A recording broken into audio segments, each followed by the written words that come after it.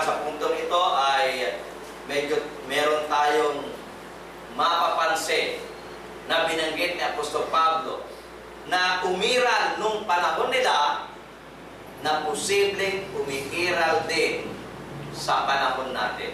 At ito nakakalungkot. Alam natin na ang Diyos mismo, alam natin ang ating Panginoon Kristo mismo ang nagdadagdag sa kanyang iglesia. Mababasa natin sa Aklat ng Mga Gawain. And the Lord added to the church daily such as should be saved.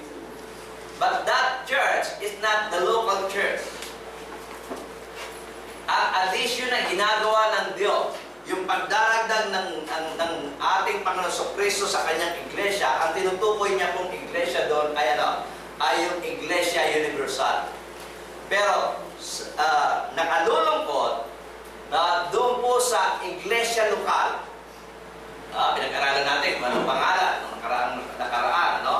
Nagtatalo, iglesia ni Kristo, iglesia ng Diyos, ano?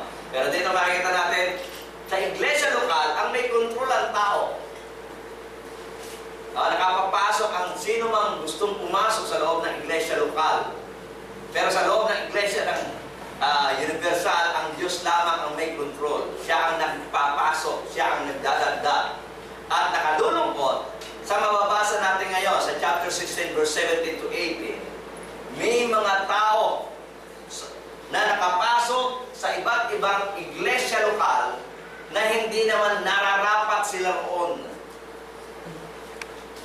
At yan ay hindi tinatalakay ng ibang mga denominasyon. Kasi lagi sila nakakonsentrate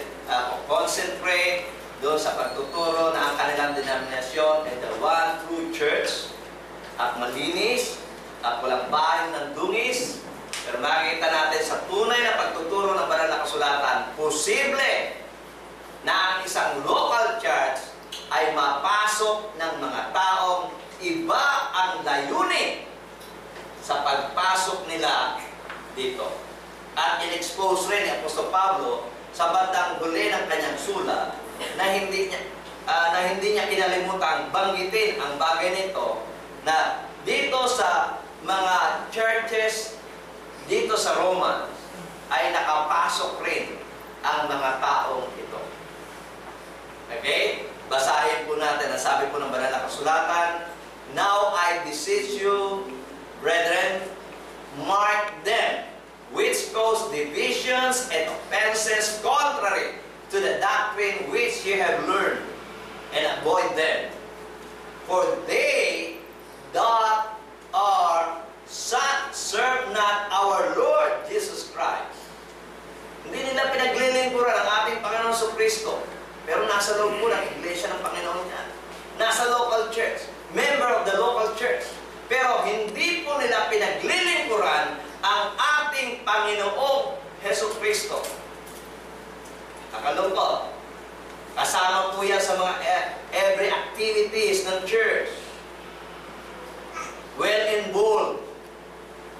Meron pa nga nagsabi sa ating Panginoon Kristo, di ba? Sabi ng ating Panginoon Kristo, hindi lahat ng nagsasabi sa aking Panginoon ay papasok sa kaharian ng langit. Bakit?